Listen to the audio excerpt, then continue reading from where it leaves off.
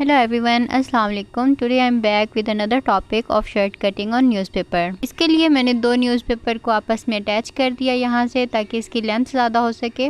Double fold करके दो parts को सेट कर लिया है ताकि फ्रंट और बैक की कटिंग हम सेपरेटली देख सकें। तो जैसे हमें पता है कि हमारा पहला स्टेप होता है लेंथ का, उसके लिए 35 इंचज़ पे मैंने मार्क कर लिया है। एक मार्क हमने लगा लिया था, लेकिन स्ट्रेट लाइन के लिए हमें डबल मार्क की ज़रूरत पड़ती है, वरना हमारी जो लाइन है जो हम ड्रा करेंगे वो टेढ़ी हो सकती है। तो इस तरह दो निशान लगाने के बाद हमने बिल्कुल स्ट्रेट लाइन ड्रा कर लेनी है। बिगनर्स को मैं लाजमी रिकमेंड करूँगी कि वो एल शेप स्केल लाजमी यूज़ किया करें, क्योंकि इससे लाइन जो है बिल्कुल आपकी स्ट्रेट लगती है। क्योंकि स्टार्टिंग में स्ट्रेट लाइन ड्रा करना बहुत मुश्किल होता है, चाहे आप स्केल भी यूज़ कर रही हो तब भी लाइन जो है वो अक्सर टेढ़ी हो जाती है। जो लाइन मैंने ड्रा की थी उस पर मैंने कटिंग कर लिया है और यहाँ पे आ गई हमारी शर्ट की लेंथ। नेक्स्ट हम लेंगे वो पैटर्न जो हमने लास्ट क्लास में ड्रा किया था, उसको अच्छे से सेट करके फिक्स करेंगे ताकि हम ड्रा करते हुए हमारी जो शेप है जो हमने ड्रा की थी वो ख़राब ना हो जाए। उस पेपर हम इसलिए यूज़ करेंगे ताकि शर्ट पे कटिंग करने से पहले हम अच्छे से प्रैक्टिस कर लें। अगर कहीं पे मिस्टेक आ रही है या फिर हमें कटिंग नहीं ठीक से करनी आ रही तो हम उसकी प्रैक्टिस कर लें ताकि हमारी जो शर्ट की कटिंग हो वो बिल्कुल परफेक्ट आए। न्यूज़पेपर क्योंकि हमारा डबल फोल्ड है तो इसीलिए हमने जितने भी अपनी पैमाइश ली थी शर्ट की उसको हम इसी तरह डबल फोल्ड करके इंची टेप को रखेंगे और मार्क लगा लेंगे।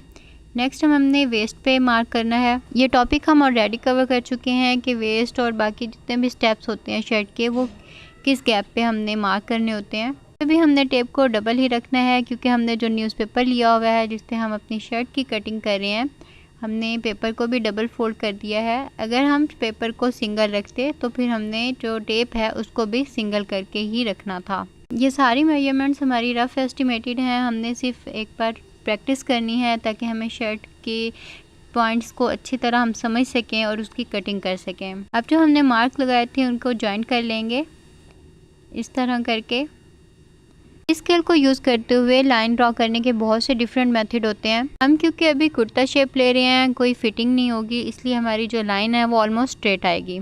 तो अब आती है बारी बॉटम लाइन की, जिसको हम दामन भी कहते हैं और घेर भी कहते हैं शर्ट का। दामन का निशान लगाने के बाद हमने स्केल रख के ऊपर की तरफ एक लाइन ड्रॉ कर लेनी है ताकि हम अपनी शर्ट की शेप को कंप्लीट कर सकें।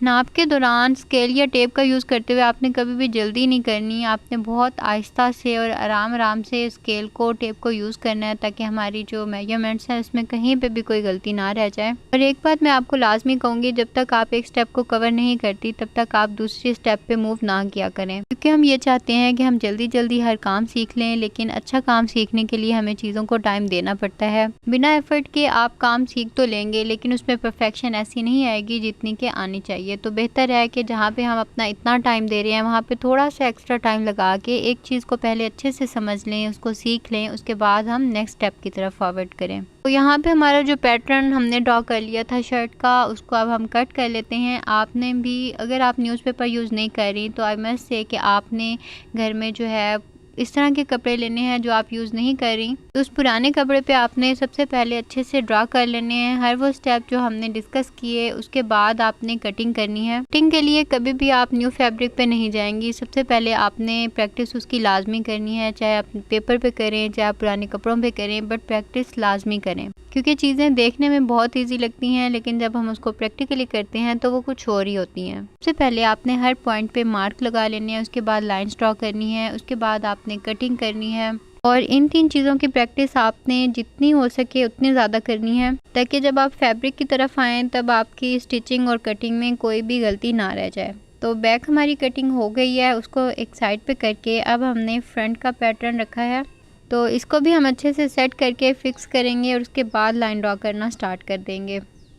पैटर्न मेकिंग आपको बहुत हेल्पफुल होने वाला है क्योंकि ये आपका टाइम भी बहुत सेव करेगा और मिस्टेक भी नहीं होने देगा।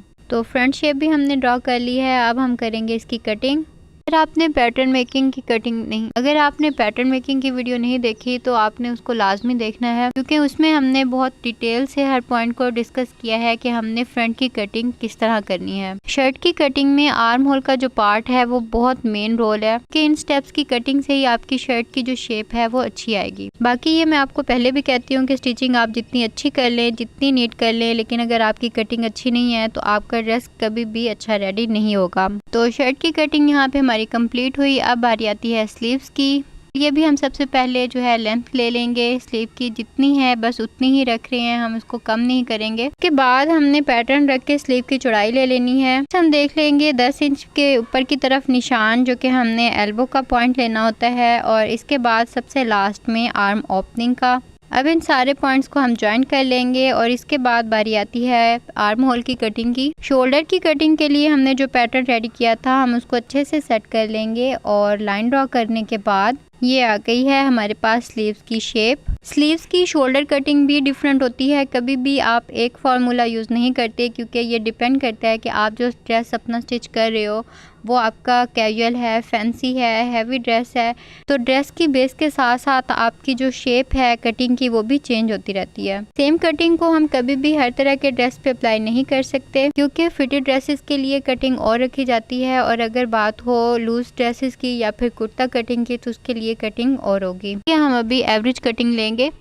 तो यहाँ पे स्लीव्स हमारी जो है वो कट हो चुकी हैं। फ्रंट की हमने कटिंग अब अलग से कर लेनी है, जैसे कि हमने फ्रंट का पैटर्न भी अलग से रेडी कर लिया था। अगर आपने पैटर्न रेडी नहीं किया तो जो हमने पिछली क्लास में ड्राफ्टिंग की थी उसी को न्यूज़पेपर पे ड्रा करते हुए आपने जो है कटिंग कर लेनी है, ताकि आपकी प्रैक्टिस हो सके।